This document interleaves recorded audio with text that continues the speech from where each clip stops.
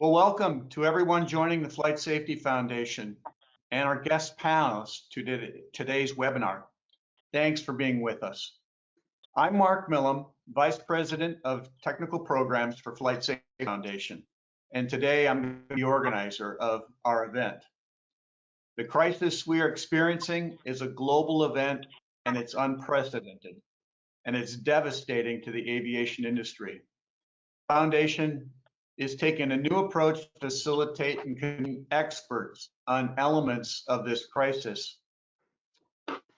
So I would like to introduce Hassan Shahidi, Dr. Hassan Shahidi, our President and CEO from the Flight Safety Foundation. Hassan?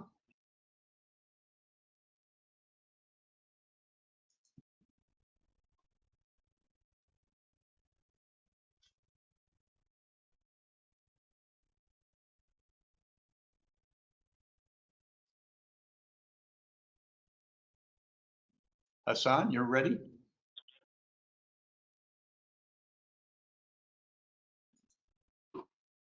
Thank you very much. And good morning, and let me welcome everyone to this webinar, and also a special welcome to the Foundation members. Thank you all for participating today on this very important session. The Flight Safety Foundation has launched a series of webinars on the impact of COVID-19 on global aviation, with the goal of getting a deeper understanding of the near-term and long-term impact on aviation, the challenges being faced today, and share what's being done by different stakeholders. We will be hosting a number of these webinars over the coming weeks with perspectives from medical aviation community, international organizations, business aviation, regulators, airports, air navigation service providers, and cargo operations. Today's session is on network airline operations, and before I introduce the panelists, let me ask Mark to provide some additional information about the platform and about using the format and how we're going to use the session today. Yeah, thanks, Hassan. Today's event, we want to encourage your thoughts and questions. So please use the question box on your control panel to submit these at any time. And as we get to audience questions later in the broadcast, I'll do my best to feed the most popular topics to our panelists. There's a couple of us monitoring that panel for other communication, and we'll assist as much as possible, but we really devote our efforts to keeping the broadcast underway for our panelists. So Hassan, if you'd like to move ahead. Thank you, and we're going to go ahead and introduce our panelists this morning. And if you could advance the slides for me. And as our panelists come on momentarily, I'd like to introduce John Heimlich, Chief Economist, Vice President at Airlines for America. Michael Quiello, VP Corporate Safety with United Airlines. And Andreas Flaig, Vice President Corporate Safety and Compliance with Lufthansa Group. Welcome this morning, gentlemen. Thank you very much. Thank you, Hassan. Good morning. Good morning. And you know, this session this morning is going to be very informal. We're going to do some give and take.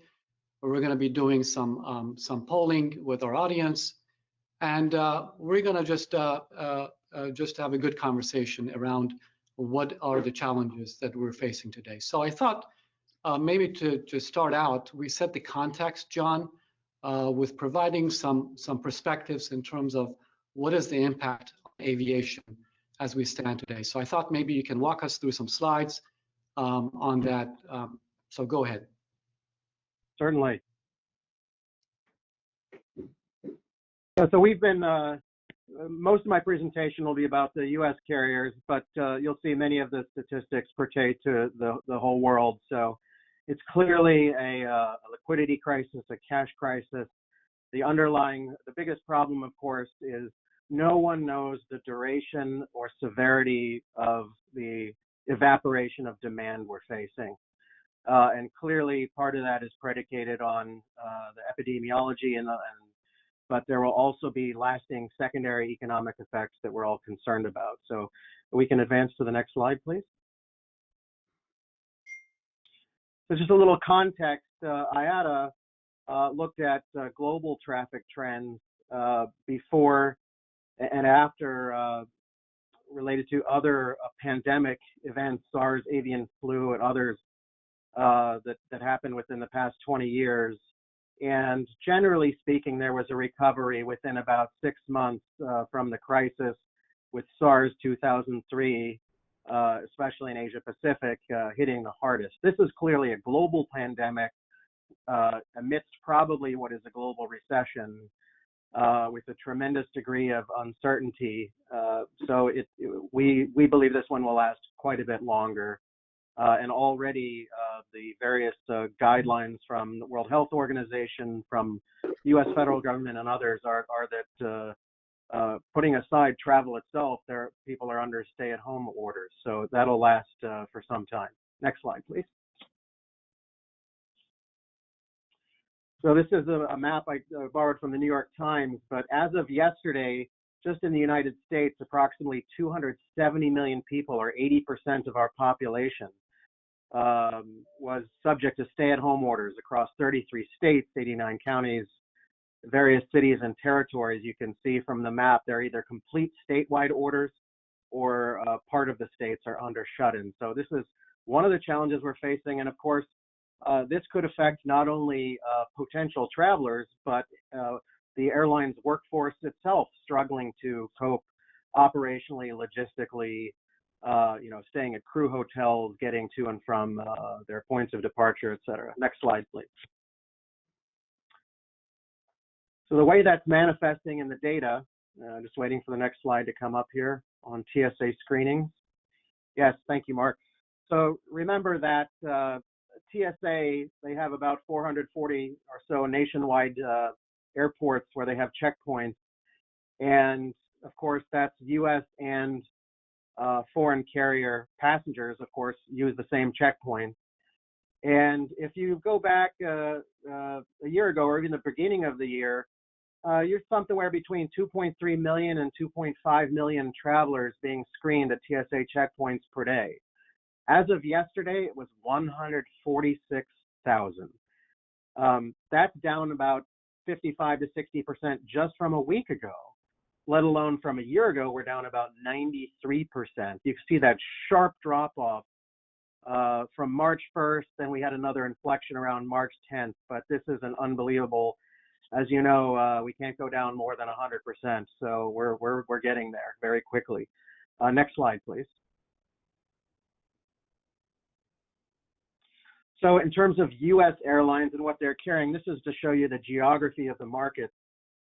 If you just sort of focus on the brown line, you could see that Pacific was affected early, down about 35% in late February already, while the other regions, based on where the virus was active, first China, then Korea, of course, and then it spread to Italy, and then all bets were off. And now every single region by March, the latest is through March 29th, the number of passengers on board our 7 passenger member airlines is down about 92%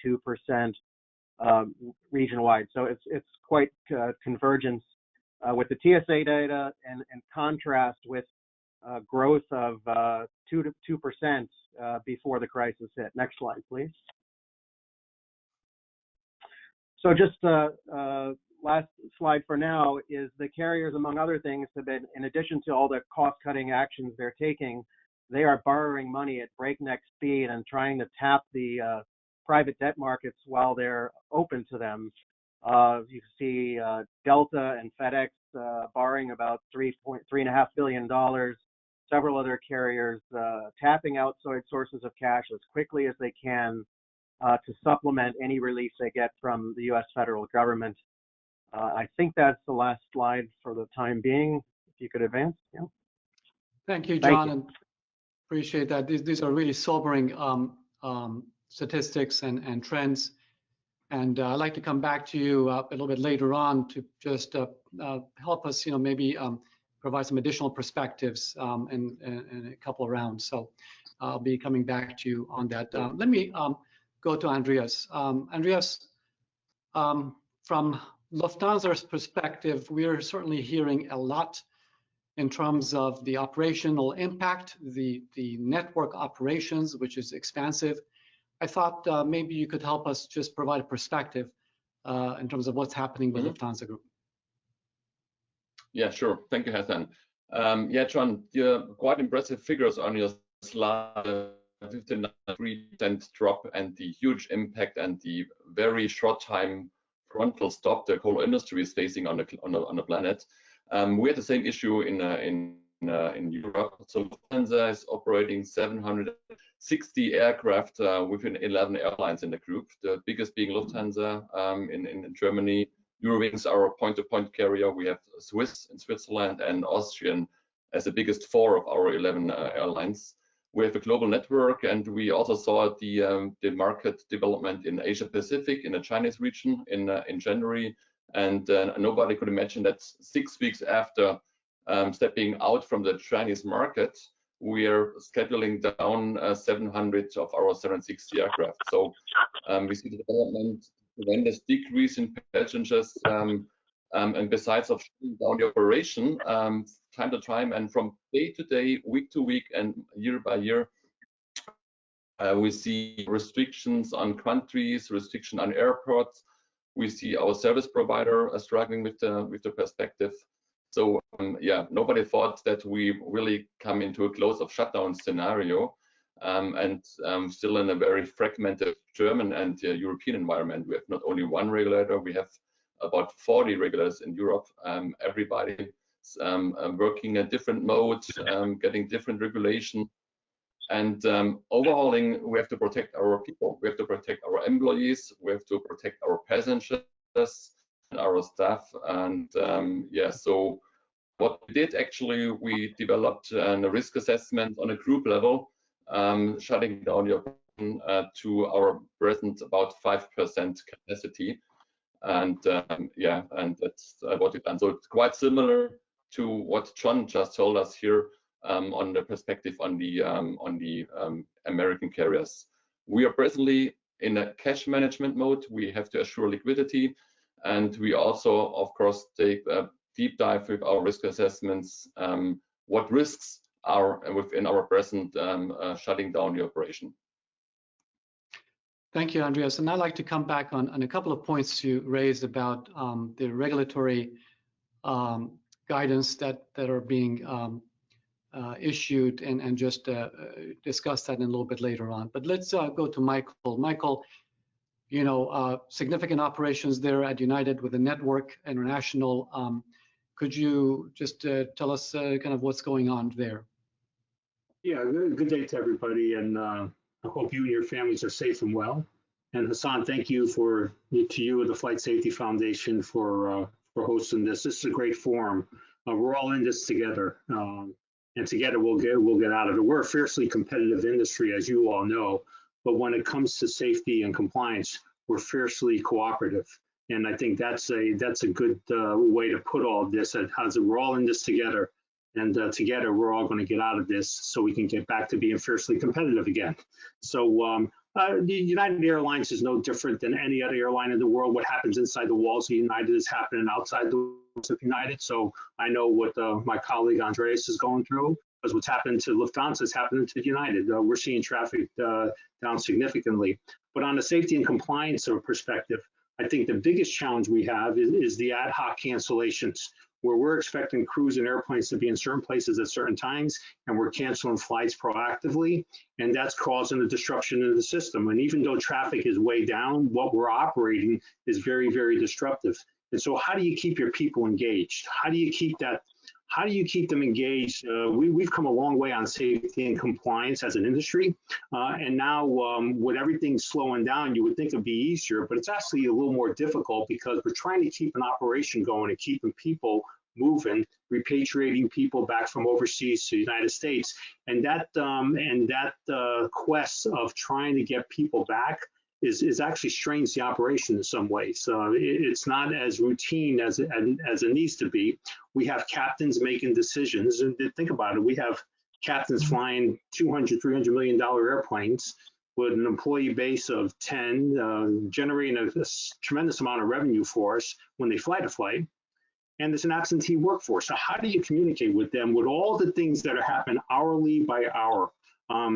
It's something as simple as our normal diversion airports when you're flying international are closed because countries will not accept people who've been to certain other countries. And we have to manage that. And as simple as you may think it is, it's very difficult to manage it, especially when you're flying long-range international flights. I know Andreas is probably witnessing and experiencing the same thing, as are our colleagues at the other airlines. So I would say to everybody out there, we're in this together. We need to talk a lot to each other. We need to help each other a lot. And once we get back to normal, then we can start being competitive again.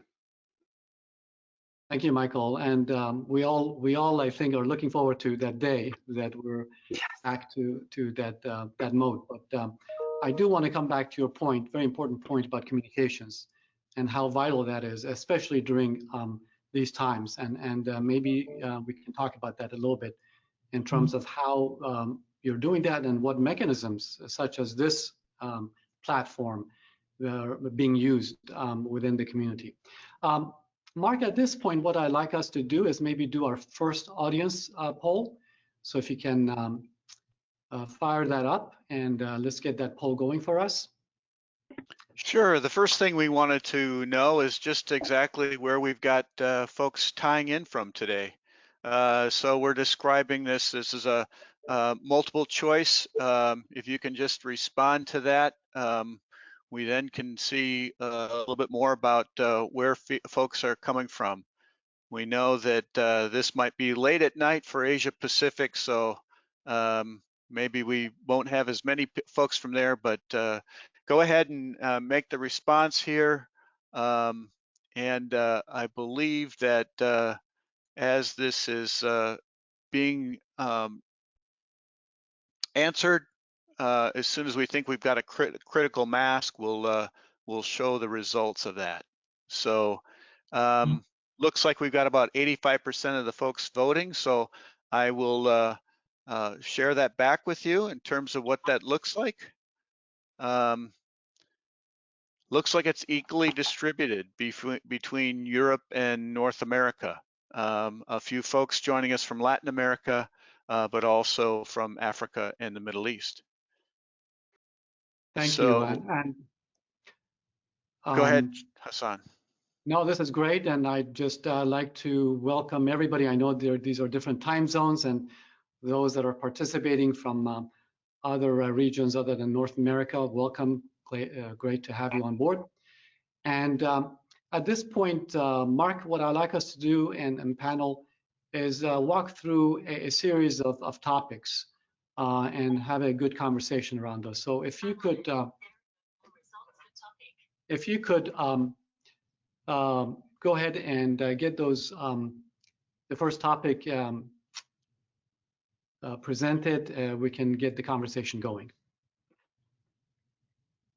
Sure. So I think this is one of the things that Andreas and Michael and John, I think you can also weigh in regarding the pressures affecting both leadership and staff at airlines, especially, large airline network operations. And we're seeing some of these headlines, and these are just some of the recent ones in terms of the cuts to the daily flights that John talked about, and the impact on just the job security and staff. And so this is certainly a concern. And I thought maybe you can talk about that. Andreas, let's start with you talking about some of the things that you're saying.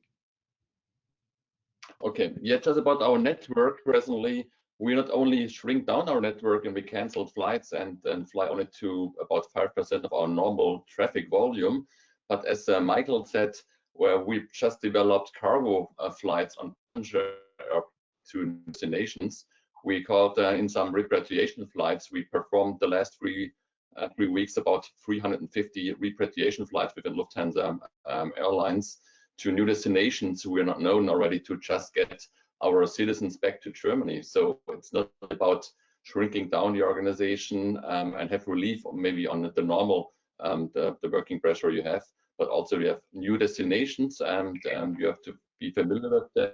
You have to ensure that you're flying safe and compliant. And that with about now 87,000 of our 100 employees are in short-term period since mid of March, and the pilots are starting just their short-term period now with this day, with the 1st of April. So you have to cope with a lot of release of workforces and also trying to run your operation, which is very unstable, with a lot of cancellations, a lot of rebookings, a lot of new procedures, new processes, and that's very demanding on those people who are working very hard in operations control center within our flight operations and ground handlings. And also, if you're on the ground, your ground service providers are also the same role. They're also part-time, they're working with short-time models and so on. So that's the effect we're now trying to cover and to assure in any time a safe and compliant operation.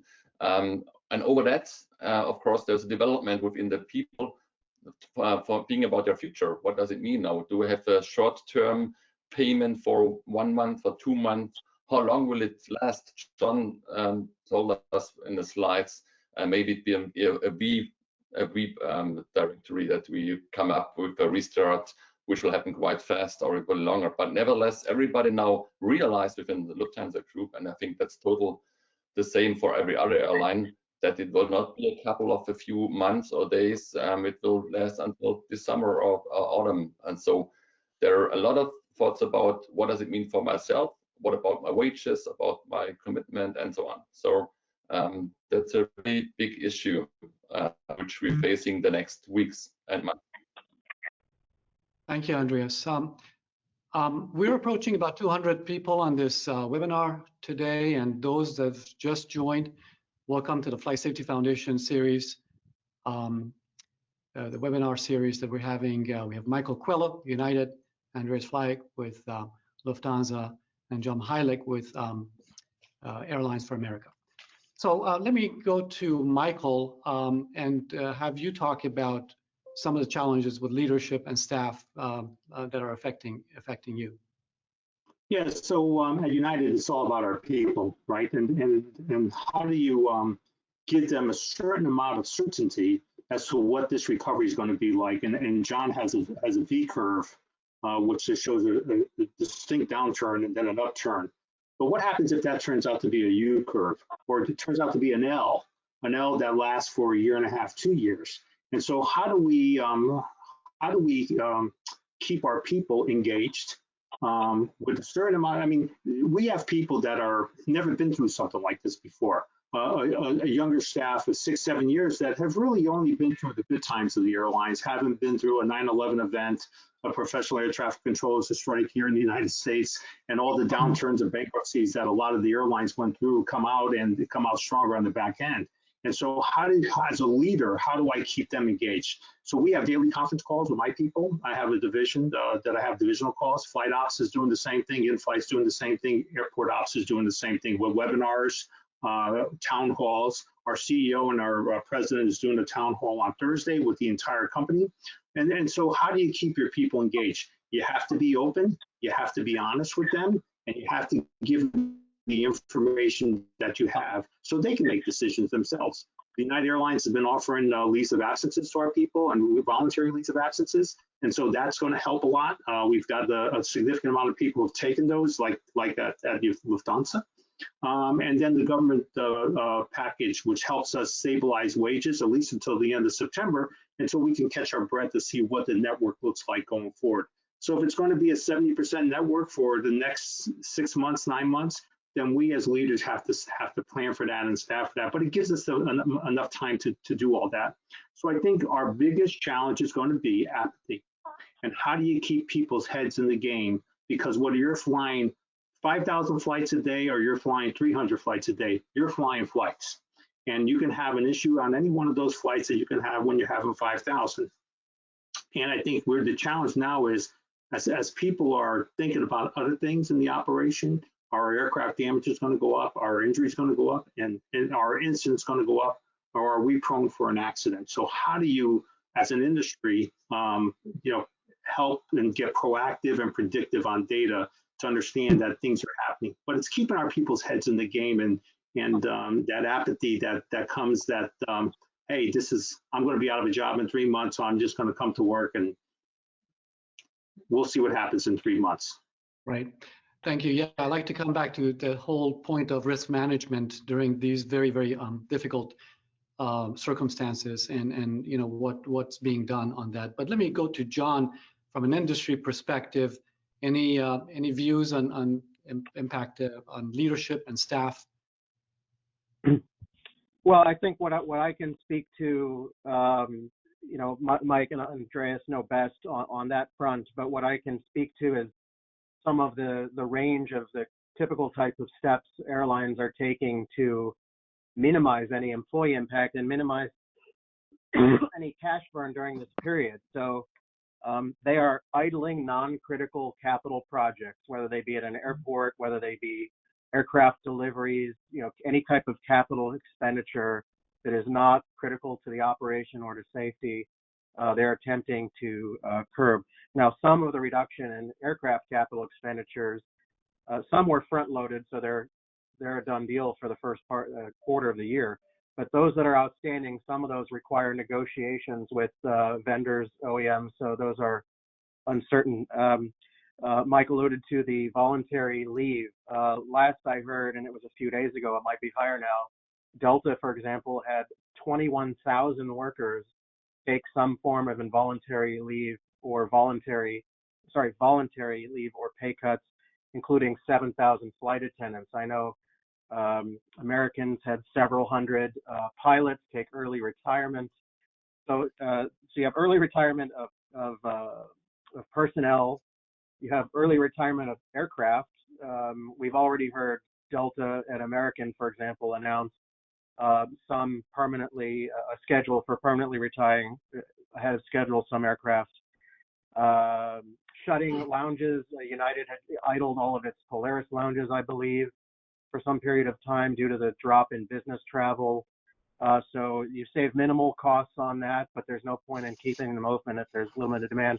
And of course, you're going to trim your consultants and contractors that are not mission critical before you go to anything considering staff. And then the longer things are negotiating on rent deferrals and changes in lease rates, your ongoing costs. Those things don't happen right away. But those are some quick items other than the borrowing money from the capital markets I showed before.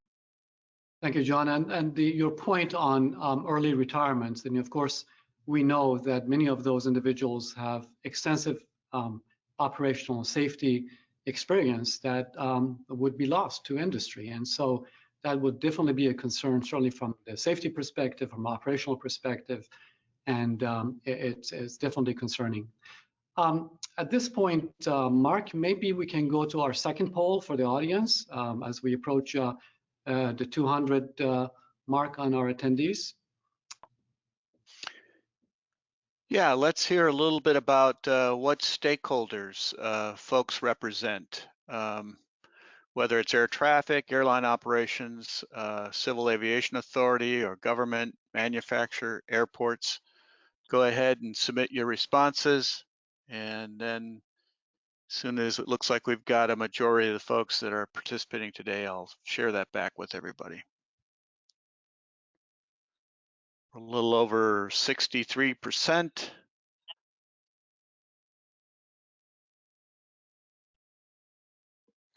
Looks like it's peaked at about 70%. Let me close that and share it back with everybody. Large contingent coming from airline operations or support services. But also we've got civil aviation authorities and regulators with us. Mm-hmm. No, that's great. And thank you, Mark, for that. And thank you, audience, for voting. Let's move on to our second topic for discussion, if you would, Mark. This, I think we just want to highlight the CDC website, and that is being updated, if not by the hour, daily, on what is exactly happening with this coronavirus and the spread, and especially guidance to everybody in terms of the precautions that should be taken to make sure that we stop the spread. And so I would just encourage everybody to really pay attention to the CDC, to other medical advice that's being provided to stay safe and healthy, and make sure that we can all work together to combat this terrible disease. Let's go on to our topic on cabin crew concerns. You know, we've been hearing at the Flight Safety Foundation, of course, working and interfacing with passengers, and we wanted to just maybe talk about that a little bit. What is being done to protect the crew, and what are the operating procedures now being implemented to manage this? So maybe Andreas, if you could talk about that a little bit. Yeah, sure. Yeah, in Europe, within our network, the first instance came up with our Italian operations within Air Dolomiti. The first spreading of COVID in Europe was in Italy, in northern Italy, starting somewhere in mid of February, and it developed quite fast. So the first airline really thought about protecting the people on board, the passengers, but also the cabin crew was at Dolomiti. So they got about 2-week advantage regarding to the other airlines in Europe about dealing with the operations out of Italy. So so they developed and adjusted and adopted every single day their protective equipment. So first they installed protect wearing masks for the cabin crew. That's the first instance, that they are freely allowed to wear a mask if needed. Secondly, they changed their service from a real normal service you experience as a passenger to there's a kind of biscuit and a kind of water just deployed on a seat where you're sitting on a flight. And so it developed, and the latest development right now is that there's an order to wear masks within Austrian Airlines because of a state issue regulation, that they have to wear masks when on board of an aircraft. Not only the cabin crew, but also the passengers within Austrian Airlines have to wear masks since a few days. And also we make a decision within Lufthansa to free the middle seat, even in economy and in economy plus aircraft. So on board of our continental flights, mainly our A320, the middle seat, which was normally only reserved on the business class, is empty. Now we also introduce that into the economy class. On the other hand, that doesn't make any sense if not the other service providers like the airports are also behaving the same. So we have a lot of incidents and reviews and events that we try to protect the passengers and the crew on board, and then they just deboarded into a bus, and then they're waiting about 25 minutes on board of a bus, crowded within the bus, before being released to the terminal building. So the one thing is to protect the passengers and the crew on board, and the other one to protect the passengers in the whole travel chain. So a lot of changes within the last couple of days, but presently Lufthansa is operating with empty middle seat. The crews are allowed to wear masks on every flight, and we adjusted also the onboard service, trying to protect the people on board. Thank you, Andreas. And Michael, some similar processes being done at United? Yeah, much the same as our colleagues at Lufthansa. We have hand sanitizer on all the flights. We actually had to get approval to board more additional hand sanitizer because it's a dangerous good. Believe it or not, it's 60% alcohol, and that calls into a classification of dangerous good. The great thing about it was the response to the regulator. That under SMS, we did a safety risk assessment against it, and they approved us boarding a higher amount of hand sanitizers based on SMS and a safety risk assessment. And that goes to show you the cooperative agreements, the cooperation, excuse me, that we have with the regulator and the airlines at this time. And there's a lot of other examples I can give you. We have a virus response kit on board our airplanes, which has a gown and a mask and gloves in case somebody does exhibit symptoms of coronavirus or COVID-19. We also have in-flight MedAir MedLink that we use as an airborne service, so we can contact them to see if there's anything additional we should be doing. And normally we isolate the individual who's exhibiting symptoms. But we also use MedAir MedLink at the gate. So if somebody is at the gate, we can have a conference call with the MedAir MedLink people there in Phoenix, and they can give us advice as to whether that person should be boarded or not. So there's a lot goes on, and but a lot of it has to do with the common sense of the crew, the captain, and the crew members as to how they're going to handle it.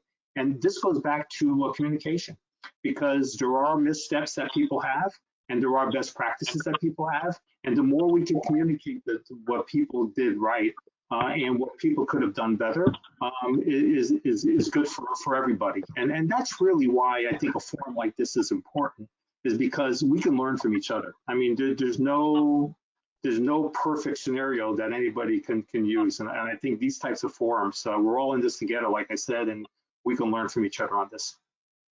I guess there was no playbook for a situation like this. And I guess as we're working together, we're actually developing the playbooks. And I think that's going to be very important to make sure that. And it's the feedback from our crew members. So with a simple thing like, should we be using glassware?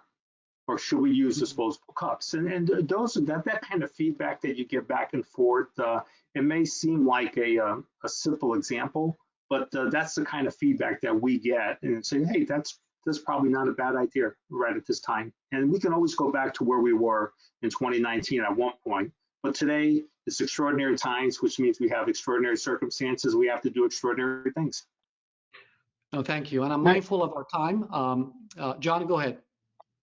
Yeah, I just wanted to add something on the financial side to Mike's point. You made the comment, there's no playbook for that. And that is true to a large extent on the financial side too. You know, between 9/11, SARS, the Great Reset, financial crisis, we thought we had seen the worst that could happen. And a lot of people out there are saying, well, why didn't they have a rainy day fund or save for a rainy day? Well, the reality is airlines did run models internally about liquidity, and they were planning they could withstand an event up to twice the size of 9/11. This is probably 5 to 6 times that, multiple standard deviations of a black swan. And, you know, it used to be the rule of thumb was you keep at least 10% of revenues in cash on your balance sheet. And then most raised to, 20% or even 25%. Going forward, the threshold's going to be higher, so it'll tie up cash. But they did plan for a rainy day. But as J.P. Morgan has said, this is a biblical flood. Yes. Understood. I am mindful of our time, and we do want to get to audience questions, and they're coming in. And but I do want to do one more poll, Mark, if we could. Yeah, this next one is just to get a sense of how the impact has been affecting folks that are on the line with us. And we've just suggested a few different ways that you could describe that to us. Go ahead and vote on this. We're pretty sure that this has been a tremendous impact, but it affects people in different ways, and we might want to get a sense of that from the audience. We're about, looks like close to 50% of the folks have voted. Results are coming in pretty strong, fast. Just a second here when I think we've got a bottoming out or a topping off in terms of everybody participating. I'll share that back with everybody. All right, we're about 80%. So let me close the poll. Let me share that back with you.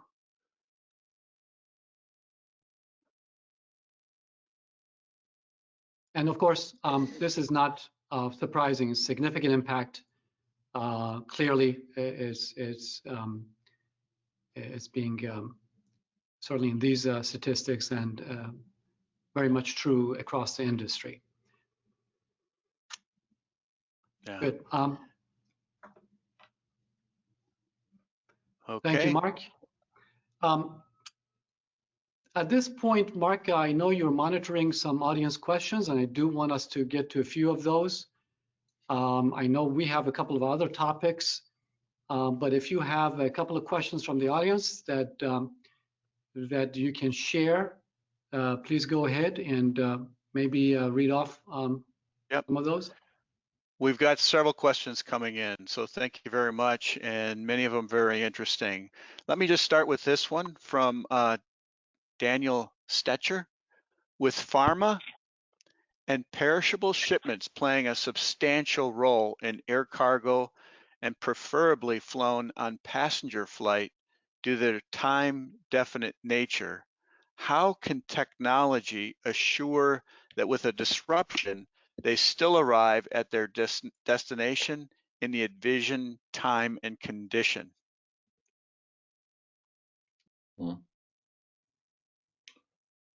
So, Andreas? yeah.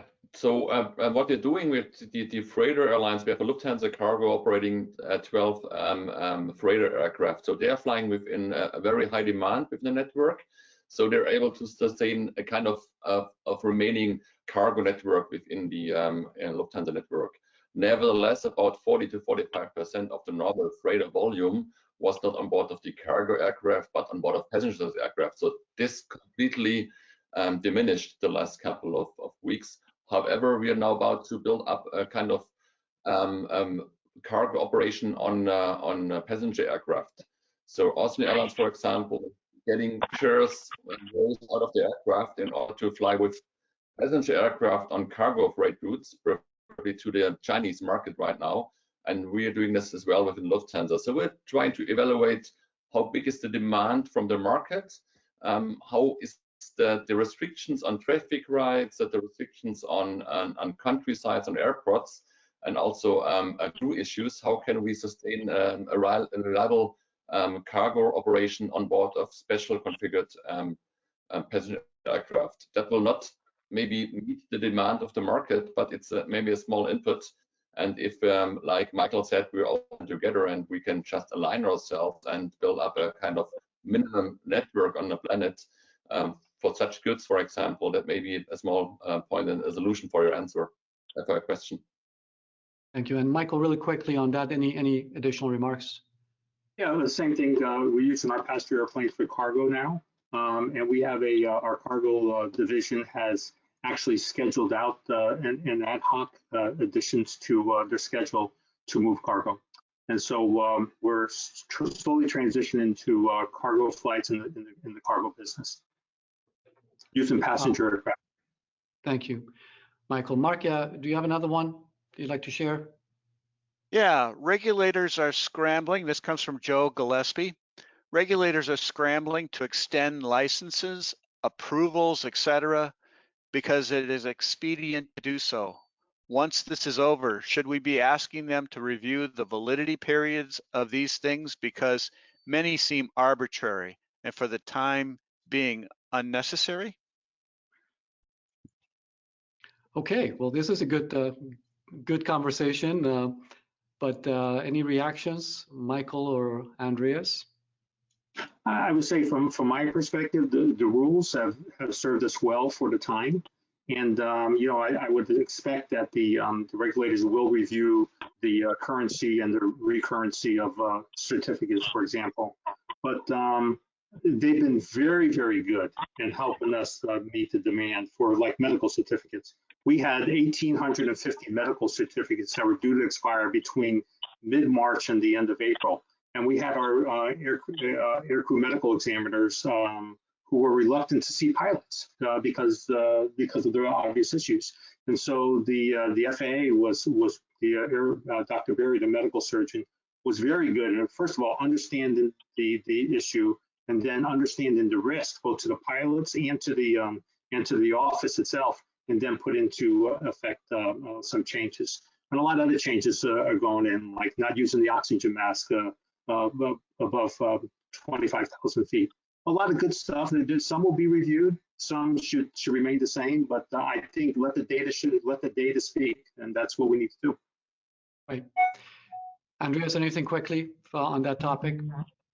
The same. We got some regulators. We are proactively contact the airlines in Europe to change their recency and procedures, and some we touch up with the NAAs just to get in contact with them. And for sure, there must be a risk assessment accompanying these developments. And of course, if you're regarding restart operation, then you must look at the whole picture again and see what is perspective and what do we want and what can we maybe sustain out of this operation. Great. Mark, another question from the audience? Yeah. Do United or Lufthansa have capacity to use the actual pause of flying for safety refresher training for their staff? For example, things like this webinars, quizzes, reading material. Michael, any reactions to that question? Well, we're doing a lot of maintenance on our aircraft that we normally couldn't have done because the aircraft were moving. A lot of our aircraft are going to storage, so we have a lot of other things that we're doing also. Right now, we have 2 training centers shut down because of the issues around COVID-19. So it's probably going to give us the ability to really look at distance learning and distance training and to see how effective that could be. But we have no plans to either accelerate or decelerate our recurrent training, continuing qual training, or any type of training the way it sits right now. Andreas? Yeah, so Lufthansa, we are in cash management mode, so we're shutting down as much as possible and trying to get started with the cost structure. So we're not presently thinking about what does it mean for kind of a question about doing with training and events. So we're trying really to cut down the workforces and trying to save money. And then afterwards, there will be a topic maybe for April and May, which can optimize the working force and work such topics as mentioned in this question. Let me just at this point maybe take a minute or two, John. You had some very interesting data. Mark, if you could pull one of the charts there, I wanted to step back and look at the big picture again in terms of impact. Are you able to go to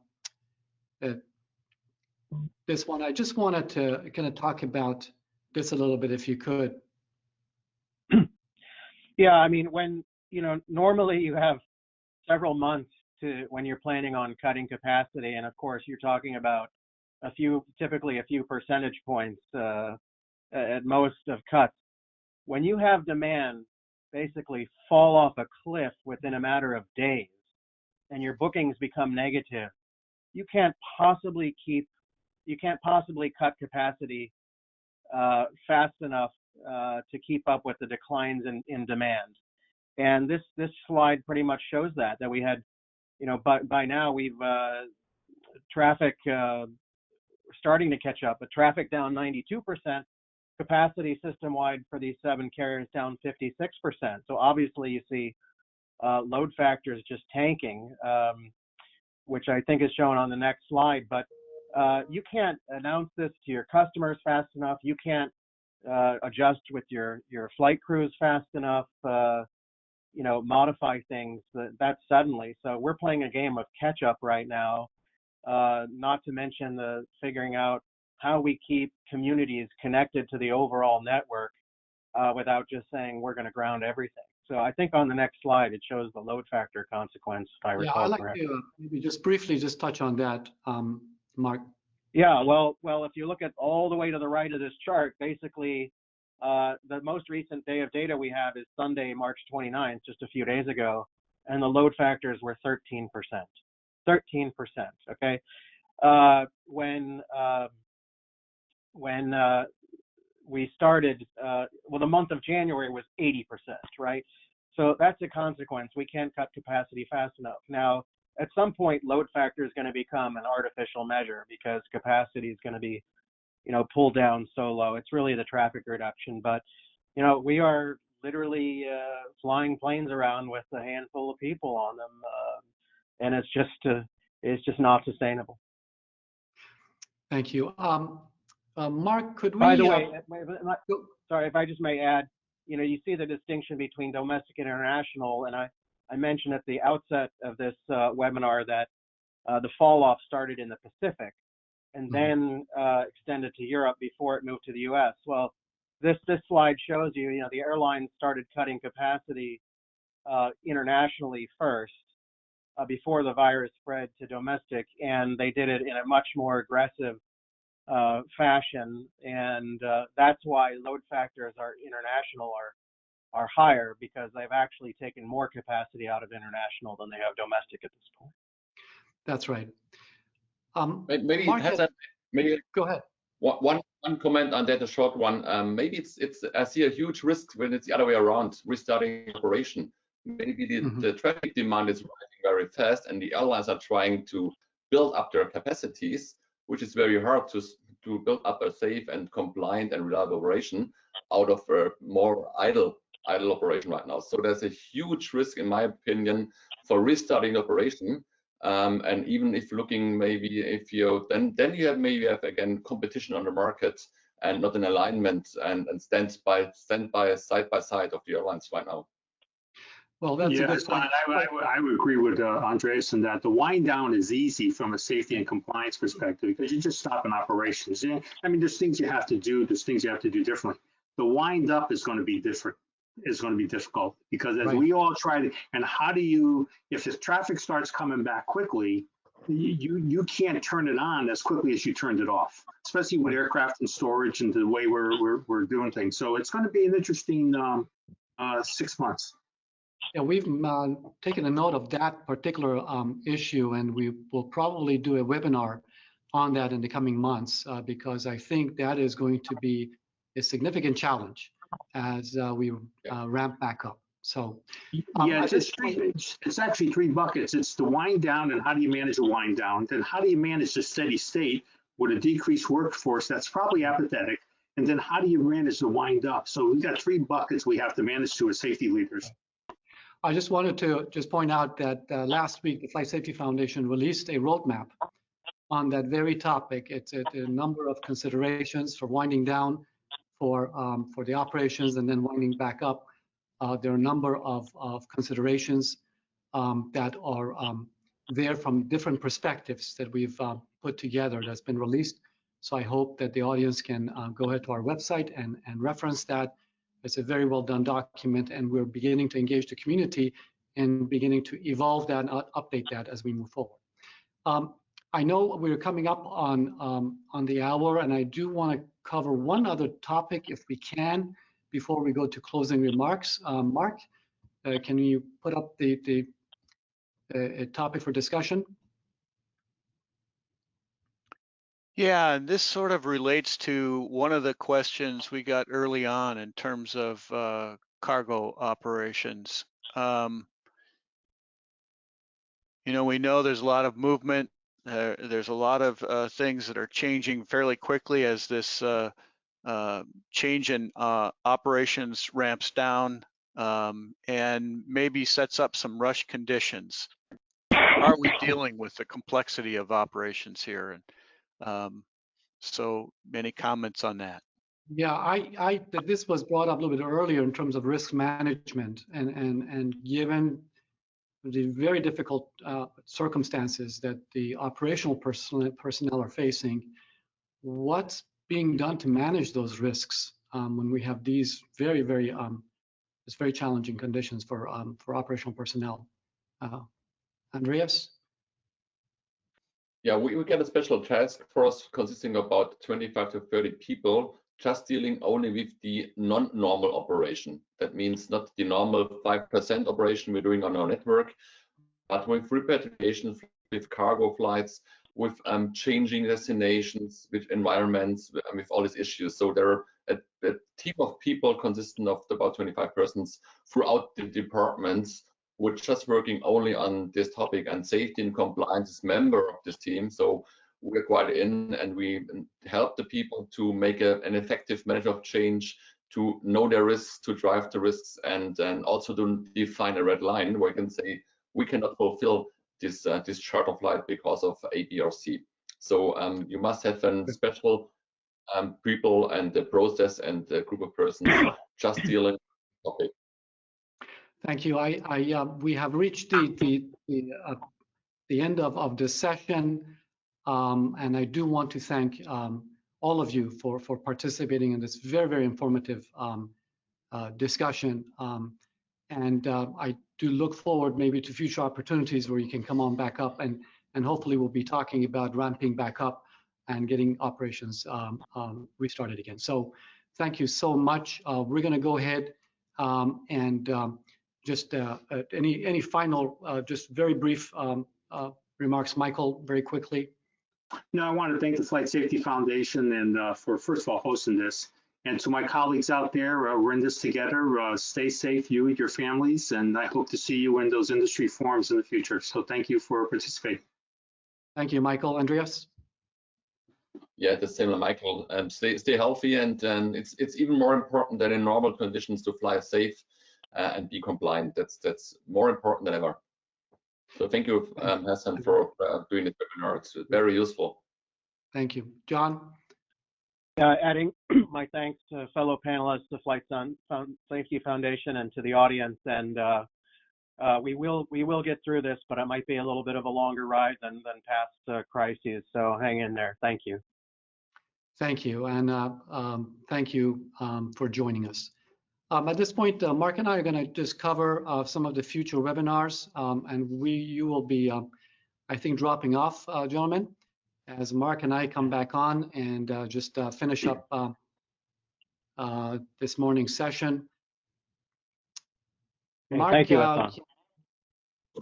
Can you walk us through the future webinars here that are now scheduled over the coming couple of weeks? And if you want to come back up.